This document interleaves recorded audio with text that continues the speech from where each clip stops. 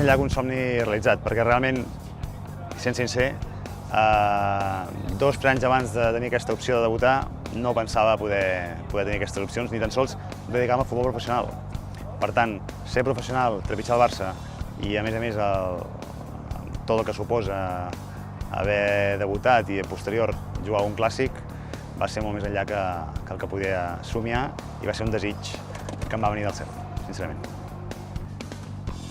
El millor consell que vaig rebre me'l va donar Frank Rijkaard i em va dir: no pensis, juga. I no estiguis...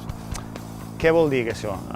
De manera, si sintetitzem, no estiguis pendent de tot el que passa al teu voltant, no estiguis pendent del que està succeint, no estiguis pendent del que et diuen de tu.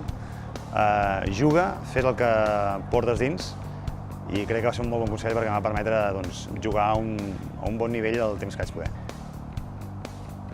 El meu tercer partit va ser el debut al Camp Nou, a més, va ser un clàssic, un Barça-Madrid, i van guanyar 3-0, vaig tenir la sort de jugar uns 25 minuts, que Belletti va tenir una petita lesió, i per mi va ser una celebració espectacular.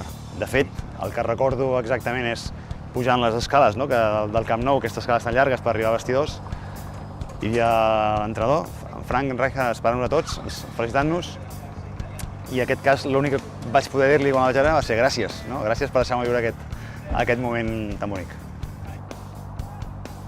Silvinho, Puyol, Xavi i Jorquera.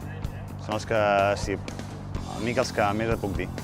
De tots guardo un gran record, alguns eren més pròxims que altres, però Silvinho i Puyol guardo un record espectacular, especialment en la seva professionalitat, el que ajudaven, el que per mi em va impactar, la manera que tenien de treballar, l'ofici de futbolista. No havia tingut la sort de trepitjar mai un vestidor professional, però a partir de llavors sí n'he trepitjat molts i tinc molts companys i em semblen, en perspectiva, segurament dels jugadors més professionals que he vist mai. Per tot el que significa per Catalunya i per tot el que significa pel futbol en general. Crec que ha canviat el paradigma d'aquest esport.